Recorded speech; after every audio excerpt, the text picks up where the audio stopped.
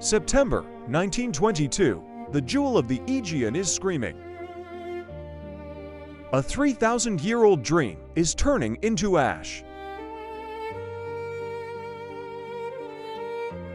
The great idea of a Greek empire dying in the heat. There is no way back, only the cold, dark sea ahead. How did it come to this? How did we lose everything?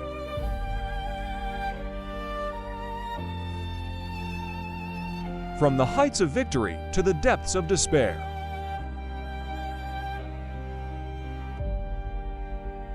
This is the story of a war that changed the world forever. A war of betrayal, genius, and a tragic price of blood. Millions of lives caught in the gears of collapsing empires. The great powers watched in silence as the city burned.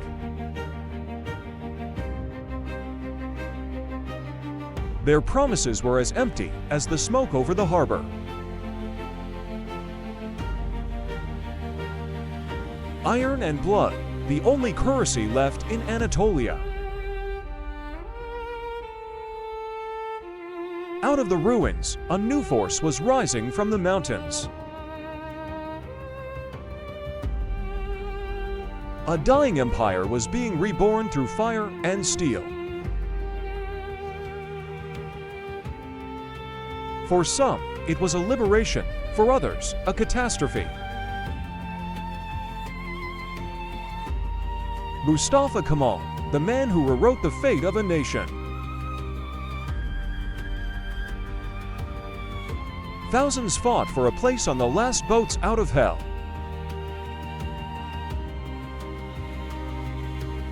They left behind their homes, their history, and their souls. 3 millennia of Greek presence, erased in just 9 days. When the smoke cleared, the map of the world was different. A scar on the face of history that never truly healed. This is the Greco-Turkish War, the fire that forged modern nations. Witness the end of an era, witness the birth of a tragedy.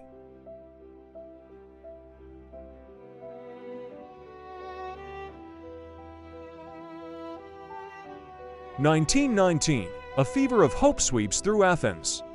After centuries of longing, the air itself feels electric with change. This was the birth of the Megali idea, the grand vision to reclaim the lost lands where Greek culture once thrived. Led by the charismatic Eleftherios Venizelos, the nation believed their ancient glory was finally within their grasp. They were not just soldiers, they were the supposed heirs to the fallen Byzantine Empire, ready to rewrite history. The double-headed eagle looked east once more, seeking to turn the blue Aegean into a Greek lake of legend. At the Paris Peace Conference, the victors of the Great War sat in marble halls, carving up the ruins of empires. With a stroke of a pen, the Treaty of Sevres became the death warrant for the once mighty Ottoman Empire. Thousands of sons of Greece boarded steamships, bound for a shoreline their ancestors had lost 5 centuries ago. Across the churning waves lay Smyrna, the crown jewel of Asia Minor, a vibrant city of wealth, culture, and Greek soul. It was a place where East met West in a fragile harmony, a paradise unaware of the storm gathering on the horizon. To the Greek families of the city, the approaching fleet wasn't an army of occupation, but one of long-awaited salvation.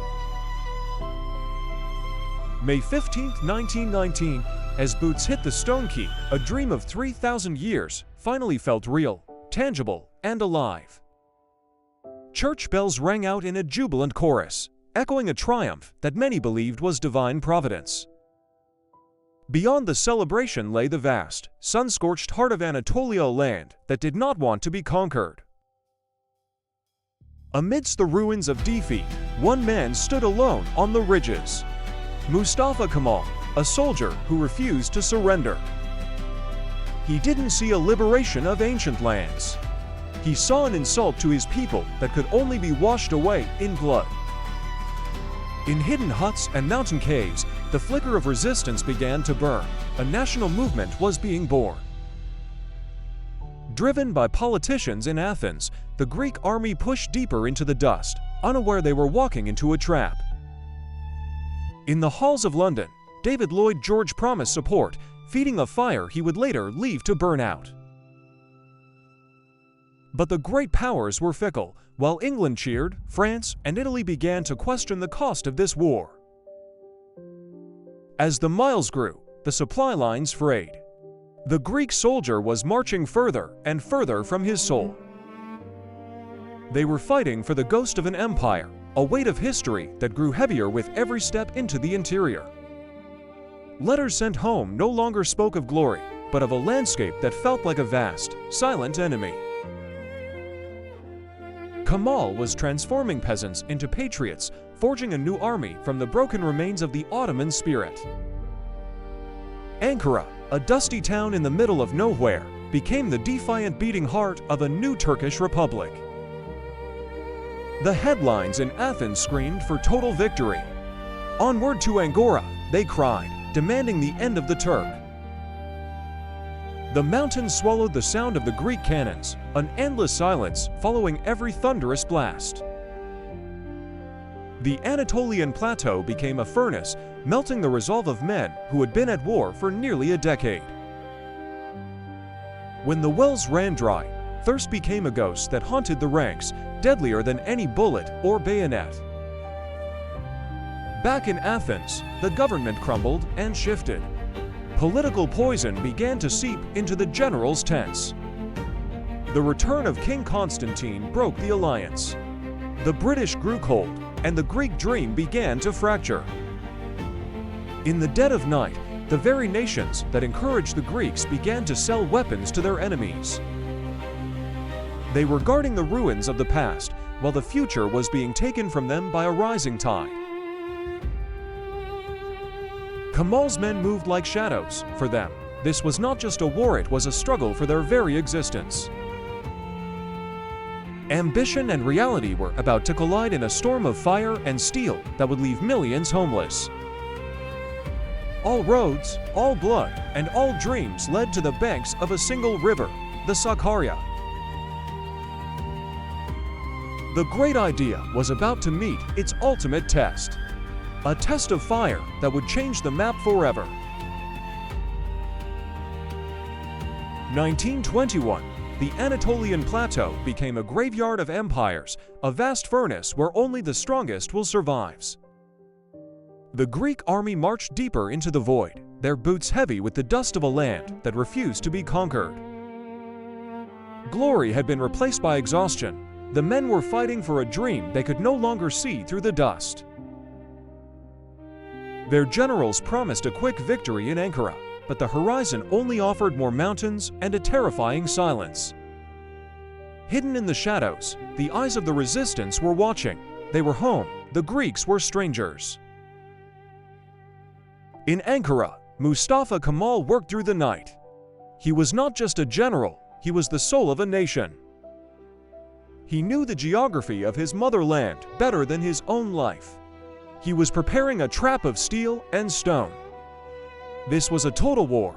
Every woman and child became a soldier in the shadows, feeding the front with their very lives. There was no surrender in their hearts. To lose Anatolia was to lose their very existence as a people. The Greek supply lines were fraying, stretched over hundreds of miles of hostile territory and broken ancient roads. Water became more precious than gold. Thirst was a constant shadow, weakening the resolve of the Hellenic ranks. On the heights of Sakarya, the Turks dug in. They were digging their own graves or the foundations of a new republic. The Sakarya River, the final line of defense. If this fell, the heart of Turkey would stop beating forever. King Constantine demanded the capture of Ankara at any cost, blinded by the ghost of Byzantine greatness. The order was given, the Great Offensive, a final push to crush the Turkish spirit once and for all. But the Turks were no longer a retreating mob. They were a disciplined wall of iron, waiting for the right moment. Under the shadow of Kemal, commanders like Ismet Pasha prepared for the most brutal clash of the century. In the silence of the night, the Greek soldiers felt the eyes of the mountains. They were a long way from home. Every letter home was a prayer. Every prayer was a plea to survive a war that seemed to have no end. Two nations, two wills, and one land. Something had to break. August 1921. The earth began to tremble. The Battle of Sakarya had begun. Wave after wave of Greek infantry threw themselves at the Turkish lines, driven by a desperate, fading hope. The Turkish defense was a storm of lead. They did not retreat. They held every inch of dirt like it was sacred. There is no line of defense, only a surface to be defended. Kemal's words echoed through the blood. The cost of every hill was measured in thousands of lives. The great idea was being paid for in the blood of youth. Chaos reigned. In the fog of war, friend and foe became indistinguishable, separated only by their screams. Kemal himself was injured, yet he refused to leave the front. His pain was the nation's pain. The Greek machine began to stall. The ammunition was gone. The spirit was breaking. For 21 days and nights, the river ran red. The longest pitched battle in modern history. Every Turk knew that if they broke here, there would be no Turkey left to save. It was victory or extinction. Then, the impossible happened. The Greek army, exhausted and broken, began to turn back. The dream of the Megali idea was retreating with them, abandoned in the mud of the Anatolian highlands. Kemal had done the unthinkable. He had stopped the tide of an empire with nothing but grit. The hills of Sakarya were quiet at last, but the silence was heavier than the thunder of the guns. They were not defeated by soldiers alone, but by the land itself and a people who had nowhere else to go. The retreat turned into a pursuit. The hunter had become the hunted. In London, the realization hit like a cold wave. The gamble in Anatolia had failed. The Allies began to scatter. France and Italy signed their own deals, leaving Greece to face the storm alone. In Athens, the Arab triumph had turned into a suffocating fog of fear. The sons were not coming home. The bridge between the past and the future was burning. The centuries-old presence of Greeks was fading. For the Turks, Sakarya was the birth cry of a nation. For the Greeks, it was the beginning of a long, dark night. The direction of history had shifted. The old world was dying in the dust of Sakarya. It wasn't just an army in retreat, it was a civilization fleeing the wrath of a reborn enemy. Soldiers, your first goal is the Mediterranean. Forward, the final chase to the sea had begun. The momentum was unstoppable. The Greek dream was being pushed back to the shores where it started. Who were they fighting for now? Not for an empire, but for the simple right to escape with their lives. The highlands were silent again, but the earth remembered the weight of the boots and the taste of the blood. The river that was to be a Greek victory became the cradle of a Turkish republic. Life and death, beauty and horror, all intertwined in the dust of Sakarya. They reached the sea again, but the sea offered no comfort. It only marked the limit of their flight. The crescent was rising over the Aegean once more, fueled by an unquenchable fire. Two wills had clashed, one was broken, and the other changed the world forever. Witness the turning of the tide, the end of a dream, the start of a tragedy.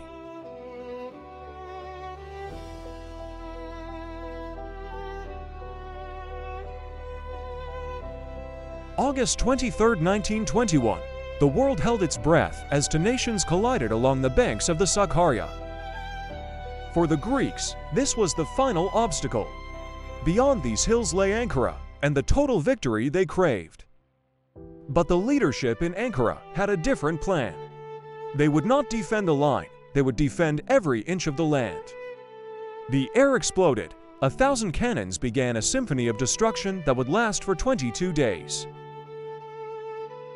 Under a storm of steel, the defenders dug in. They were outgunned, but they were fighting for their very existence. Wave after wave of Greek youth charged up the ridges, names etched in ancient history, now stained with modern blood. The defense was relentless. Every rock became a fortress. Every bush hid a marksman who refused to yield. The cost was staggering. The pride of the Hellenic army was being bled white on the merciless Anatolian heights. Back in Athens, the telegrams grew darker. The great idea was beginning to fracture under the weight of reality. Behind the lines, an entire nation was awake. Mothers and sisters carried the weight of the war on their backs. Logistics failed. The long supply lines from Smyrna were being cut by shadows in the night. There is no line of defense, only a surface to be defended. A new doctrine of total resistance was born here. The battle peaked at Chaldagi. For days, the mountains themselves seemed to be on fire. Out of the dust came the cavalry, haunting the Greek flanks like vengeful ghosts from the past. Mental exhaustion set in. The soldiers realized they were no longer liberators, but lost souls in a hostile land. Thirst was the silent killer. The Sakarya River was so close, yet unreachable through the wall of fire.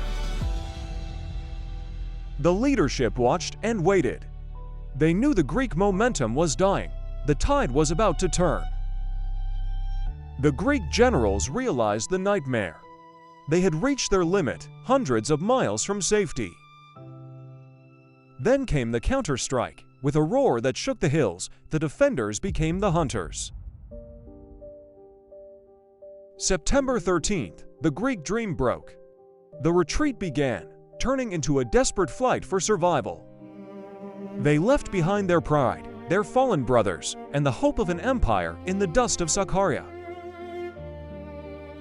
The Megali idea was dying in the embers of 1,000 campfires along the road to ruin. For the first time into centuries, the tide of expansion into the east had been stopped. The river was safe. The heart of a new nation had begun to beat with a fierce, new rhythm. They were no longer subjects. They were citizens of a republic being born in the fire of Sakarya. The ghosts of the past watched in silence as the heirs of Byzantium fled toward the sea. In the shadows of Europe, the alliances shifted. The winners of the Great War began to abandon their ally. Betrayal smelled like coal smoke and salt water. The Greeks were now truly alone. It was not just an army retreating, it was the end of an era for millions of civilians in the east. Sakarya was the turning point. The offensive was over. The catastrophe was just beginning. Across the salt flats, the Greek army marched toward a future they couldn't imagine and a city called Smyrna. The land was reclaiming itself. The intruders were leaving, but they were leaving a trail of fire behind. In their retreat, some sought vengeance, a scorched earth policy that would only deepen the coming tragedy. The war is not over, the commander wrote, but the destiny of our people is now in our own hands.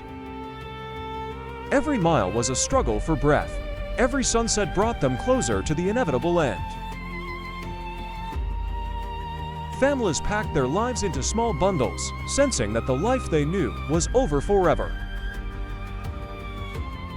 They stopped to catch their breath, but there was no peace. The pursuit was a tide that wouldn't stop. The countdown had begun, 1 year of preparation for the final blow. He looked at the water for the last time, a river that promised glory, but gave only a cold, wet grave. A new army was being forged, more professional, more determined, fueled by the victory at Sakarya. In Ankara, the foundations of a republic were being laid in stone and law. The news reached Athens like a physical blow. The fever of hope was replaced by a cold chill. The long wait began, a year of stalemate that felt like a slow death for the Hellenic forces. The target was now clear, the city on the sea. The final prize of a 3-year war. In the Greek camps, they waited for a miracle. But miracles are rare in the face of a nation's rebirth. The storm was brewing, a great offensive was coming, and this time there would be no retreat. The past was being buried. The dream of a dead empire was being replaced by the reality of a new nation. They moved like shadows, reclaiming their land acre by acre, hill by hill. Many knew they would never see home again. The Aegean Sea felt 1,000 miles away. The flag of the resistance was now the flag of a destiny that could not be stopped. The river remained, a silent witness to the 22 days that changed the map of the world. The turning point was over. The road to Smyrna was open. Witness the end of the offensive. Prepare for the fire that would end it all.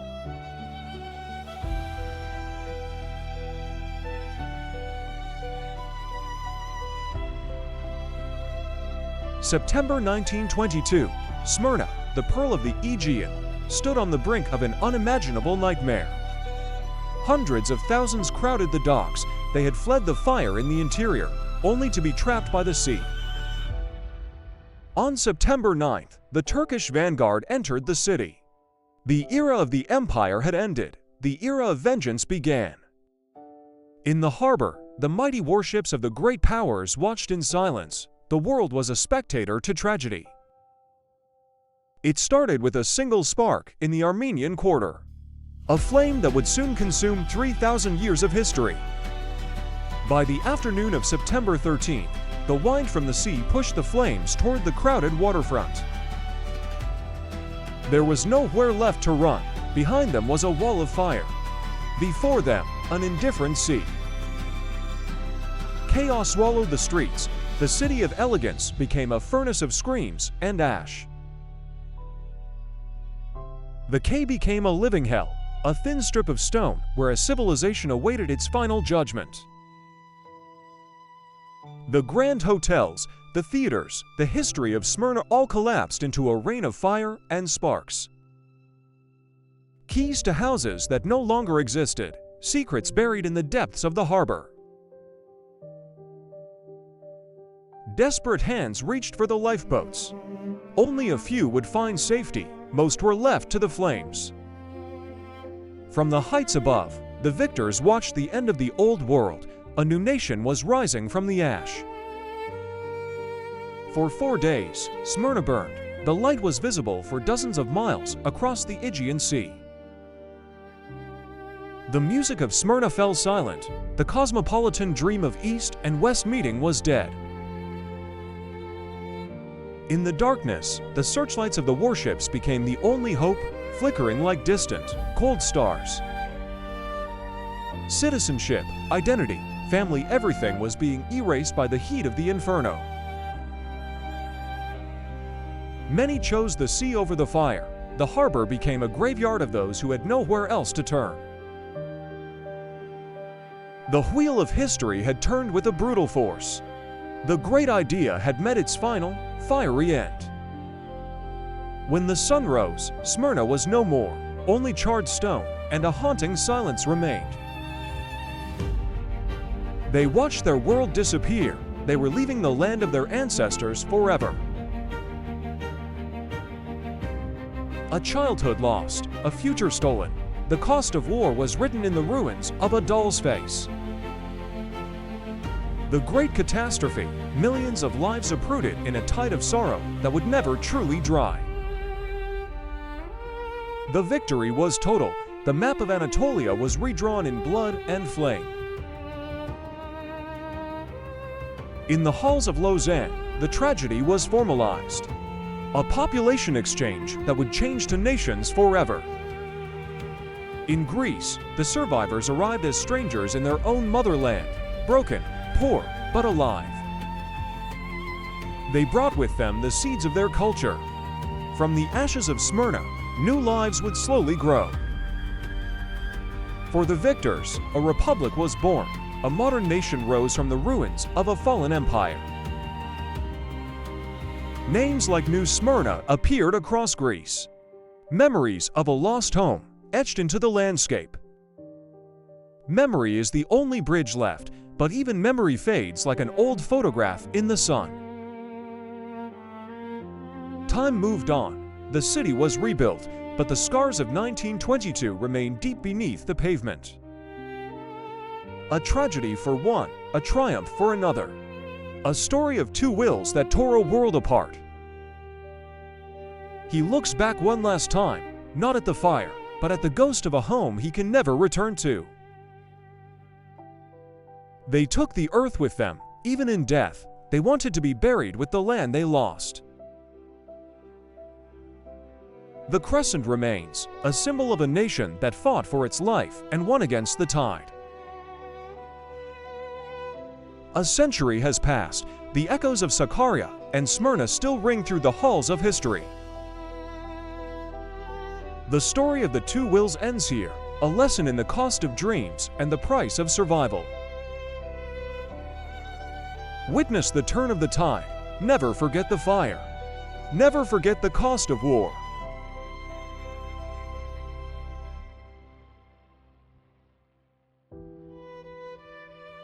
The guns fell silent, but the echoes of the Greco-Turkish War would resonate for a century. Behind the borders and the treaties lay a landscape of ruins of homes that would never be rebuilt. For millions, the Megali idea ended not just in defeat, but in a permanent exile from the land of their fathers. For the Turks, it was a brutal rebirth, a nation forged in fire, standing on the remains of a fallen empire. Memory is a fragile thing. It survives in the scorched edges of old photographs and the stories told in whispers. In the halls of Lausanne, diplomats drew lines on maps, moving human lives like pieces on a chessboard. The compulsory exchange, a final, cold decree that ensured the two peoples would never live side by side again. They carried what they could, a handful of soil, an old icon, a key to a door they could never open again. Two nations, once intertwined for centuries, were now separated by a sea of grief and a wall of silence. The soil of Anatolia still holds the lead and the silver of a dream that cost too much to keep. Izmir rose from the ash, a different city for a different era, leaving the ghost of Smyrna beneath its streets. The survivors carried the scars in their eyes. A generation that knew only the weight of the rifle and the plow. The silent bell towers of the East remain, hollow monuments to a presence that lasted 3,000 years. History is a train that never stops, leaving behind the wreckage of empires and the tears of the innocent. At the Inside Vault, we believe that understanding these tragedies is the first step toward a future without them. Every grave tells a story of a journey that ended too soon, in a land that was supposed to be a home. Every grave tells a story of a journey that ended too soon, in a land that was supposed to be a home. For the victors, the cost of independence was a heavy burden, a debt paid in the blood of their youth. Time may heal the land, but it only deepens the lessons of history. This was the end of the two wills. We look back not to reopen old wounds, but to honor the resilience of the human spirit against all odds. The story of Sakarya and Smyrna is a testament to what happens when dreams and reality collide in fire. If this story moved you, support our mission. Subscribe to the Insight Vault for more deep dives into history.